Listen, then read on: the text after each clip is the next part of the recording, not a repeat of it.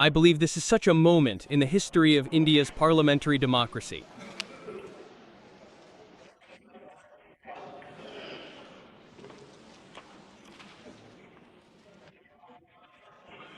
The need was that when the idea was conceived 2,530 years ago,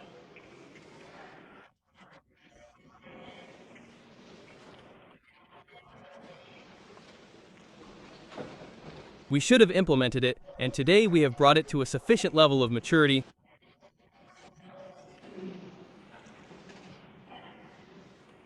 And we have also made periodic improvements as needed. This is the duty of democracy. Ours is the mother of democracy. Our democracy has been a journey of development for thousands of years.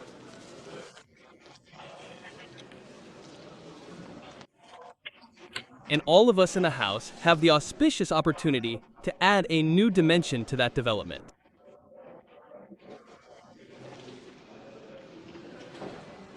And as I said at the outset,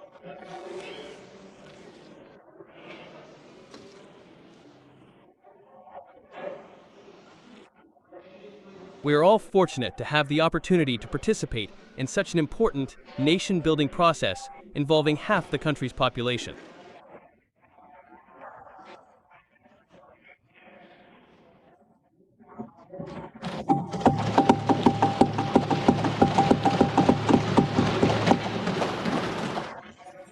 This is a privilege for us, and I ask all my honorable members. I don't want to dwell on the irrelevant details today. We, the members of Parliament, must not let this important opportunity slip away.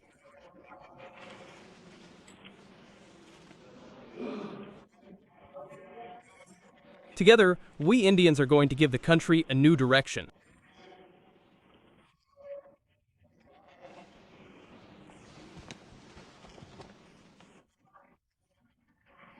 We're going to make a meaningful effort to infuse our governance system with sensitivity.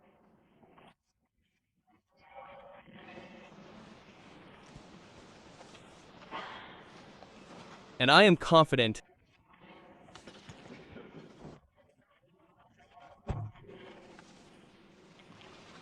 that the nectar that will emerge from this churning will not only shape the shape of the country's politics, but will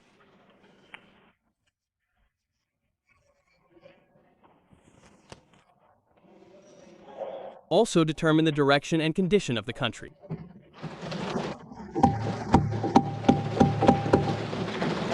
Respected Speaker, at such a crucial juncture, India is moving forward in the 21st century with a new confidence.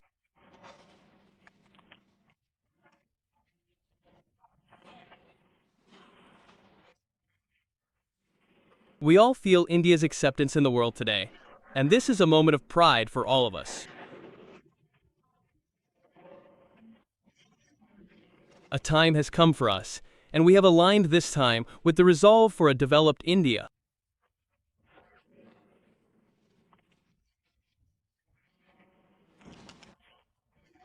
I firmly believe that a developed India doesn't simply mean excellent railway infrastructure or some economic progress figures.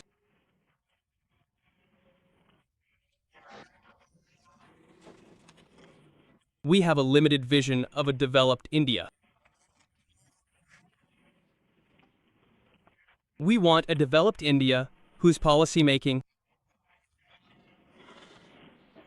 truly embodies the mantra of Sabka Saath, Sabka Vikas, together with all, development for all. 50% of the country's population should be a part of policymaking. This is the need of the hour. We have already delayed. Whatever the reasons are, whoever is responsible, they will be.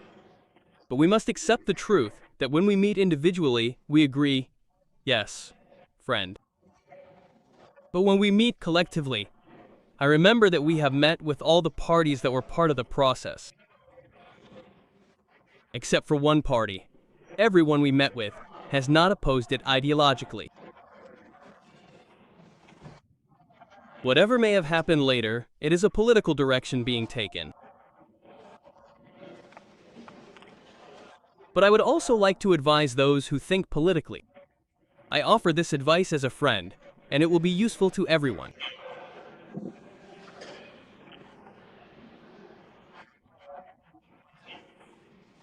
Ever since the discussion about women's reservation has been held in our country, and every election that followed, the sham.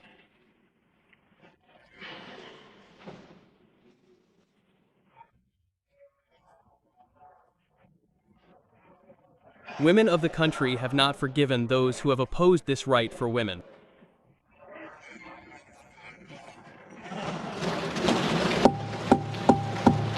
They have made their plight even worse.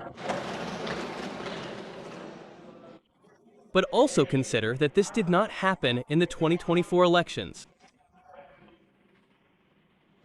Why did it not happen? It wasn't because everyone unanimously passed it in 2024, so it ceased to be an issue.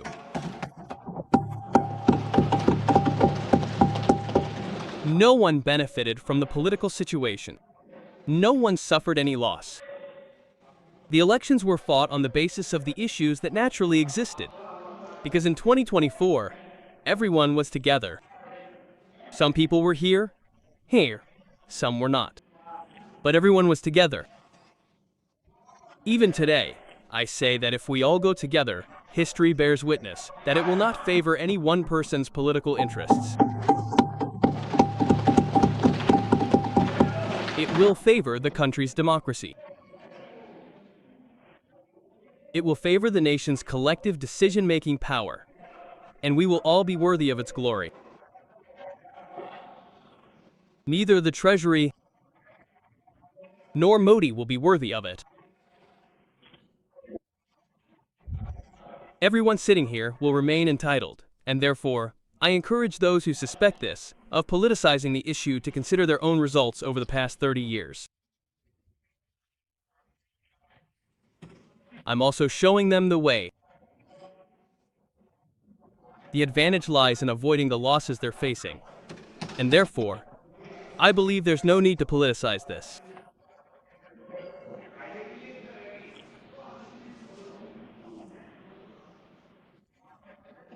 Respected Chairman, I remember back then, I wasn't involved in government politics. I was working as a worker for an organization. At that time, I would hear a discussion in the corridors. Look at the kind of people these people are. If they want to provide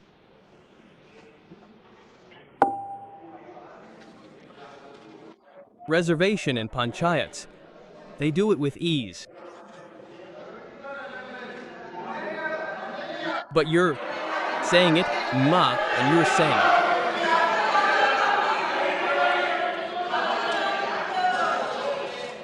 If they want to provide reservation in panchayats, they do it with ease. Because they don't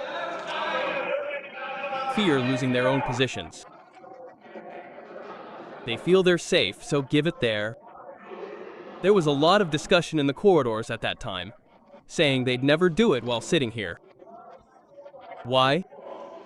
Because they'd lose something, and that's why the panchayats would be affected. They've reached 50%. From a political perspective, I want to explain one more thing to my friends. 25 or 23 years ago, those protests didn't go below the political surface. Don't make the mistake of thinking otherwise today. Over the past 25-30 years, the sisters who have won grassroots panchayat elections have a political consciousness.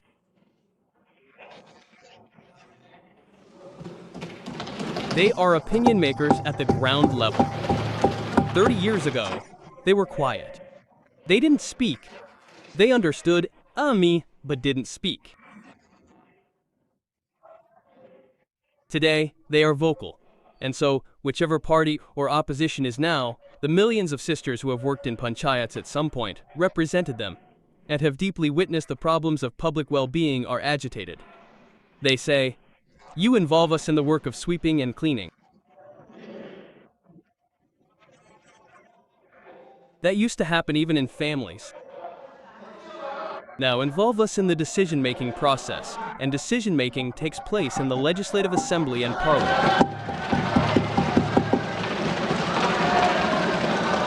Therefore, for those who want progress in political life, I'm talking about any MP, any MLA. I'm not talking about this party or that party.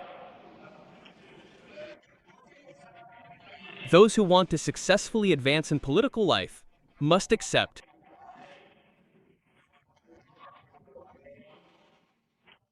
that in the last 25-30 years, millions of women have become leaders at the grassroots level.